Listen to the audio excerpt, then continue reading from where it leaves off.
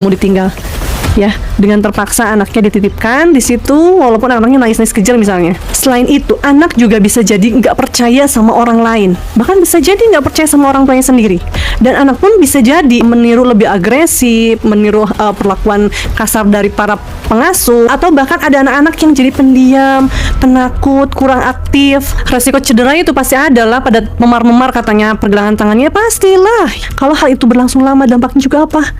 Perkembangan pertumbuhannya itu akan terhambat. Yang paling bikin saya sakit hati itu, anak itu kan datang langsung diikat, dibukain bajunya, diikat ya, sampai pulang itu juga diikat. Nah, dibukanya itu pada saat mandi dan makan.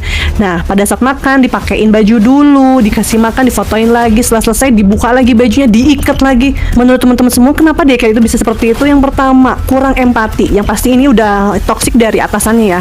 Kurang empati, kurang kompetensi untuk si pengasuhnya. Sepertinya mereka itu sepertinya kurang paham dalam bentuk pengasuhan tuh seperti apa, dan mereka itu kurang bisa mengelola emosi.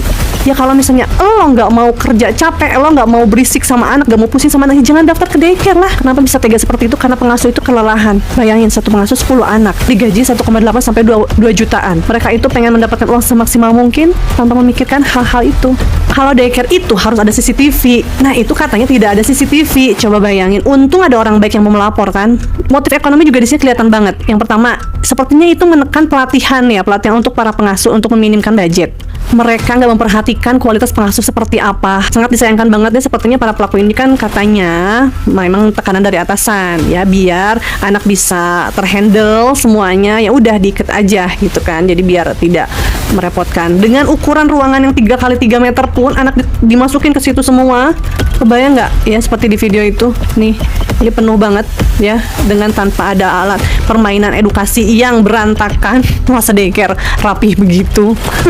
Malah yang berserakan malah bayi-bayi. Bayangin dong, kita itu harus peka. Yang pertama, ketika anak ditinggalkan kerja, dia nangis jerit-jerit, rewel, kita harus udah warning, ada sesuatu yang bikin dia nggak nyaman. Tapi kan usia setahun udah bisa bunda, kalau misalnya kelihatan nih kita ajak ke tempat itu terus dia nangis nggak mau kita tinggal kerja, itu bunda harus udah cari tahu. Terus ada perubahan perilaku yang drastis, misalnya yang biasanya ceria tiba-tiba di rumah jadi murung ya, terus berat badannya nggak naik-naik, ada luka di tangan, apapun itu, luka katanya nyamuk atau apa-apa, kita harus cari tahu, kita harus lebih waspada. Tenang bunda ya, ketika kita menitipkan si kecil untuk kita bekerja, itu bukan suatu kelalaian, bukan ya, itu memang bentuk tanggung jawab kita karena kita bekerja ya. Nggak semua daycare seperti itu, nggak. Daycare itu juga banyak yang aman, profesional, berkualitas, banyak. Itu mungkin musibah aja. Dengan musibah ini mudah-mudahan jadi pelajaran buat kita untuk lebih milih lagi daycare-nya seperti apa, dan harus benar-benar tahu SOP dan segala macam tentang daycare itu.